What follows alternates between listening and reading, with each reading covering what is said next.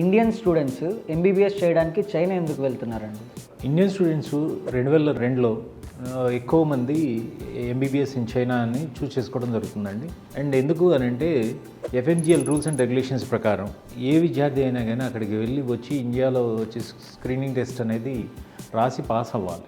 Okay. So ఆ క్రమంలో ప్రతి ఒక్క స్టూడెంట్ చైనా అనేది ప్రిఫర్ చేయడం జరిగిందండి. అదే కాకుండా 2018 నవంబర్లో మన నేషనల్ మెడికల్ కౌన్సిల్ కూడా కొత్త రూల్స్ అండ్ రెగ్యులేషన్స్ని తీసుకొచ్చిందండి. దాని ప్రకారం వచ్చేసి ఏ విద్యార్థి అయినా కానీ విదేశాల్లో ఎంబీబీఎస్ చేయాలి అని అంటే కంపల్సరీ వాళ్ళ కోర్సు 54 మంత్స్ ఉండాలి, ప్లస్ 1 ఇయర్ కంపల్సరీ రొటేషన్ అనేది ఉండాలండి. దాన్నే ఇంటర్న్షిప్ అంటాం. సో అలాంటిది చైనాలో వచ్చేసి మీకు ఈ ప్రోగ్రామ్ని కరెక్ట్గా సూట్ చేసేటట్టు వాళ్ళ ప్రోగ్రామ్ డిజైన్ చేయడం జరిగిందండి. వాళ్ళ ప్రోగ్రామ్ డ్యూరేషన్ వచ్చేసి 5 ఇయర్స్ ప్లస్ 1 ఇయర్ ఉంటుంది, ప్లస్ ఇంగ్లీష్ మీడియంలోనే బోధన ఉంటుంది, ప్లస్ వాళ్ళు కోర్స్ కంప్లీట్ అయిన తర్వాత చైనీస్ లాంగ్వేజ్ ఎగ్జామ్ రాసుకొని అక్కడ లైసెన్సింగ్ ఎగ్జామ్ కూడా అటెండ్ చేసుకోగలిగే కెపాసిటీ ఉన్న కంట్రీ కాబట్టి మన ఇండియన్ స్టూడెంట్స్ ఎక్కువ మంది ప్రిఫర్ చేయడం జరుగుతుందండి.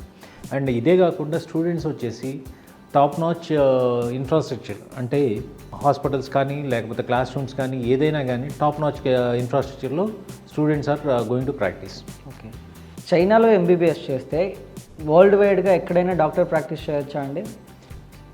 జనరల్గా చైనాలో ఎంబీబీఎస్ చేసేటప్పుడు మనం ప్రతి ఒక్క యూనివర్సిటీ మనం చూసేది ఏంటంటే డబ్ల్యూహెచ్ఓలో గుర్తింపు ఉందా లేదా అనేది చూసుకుంటాం.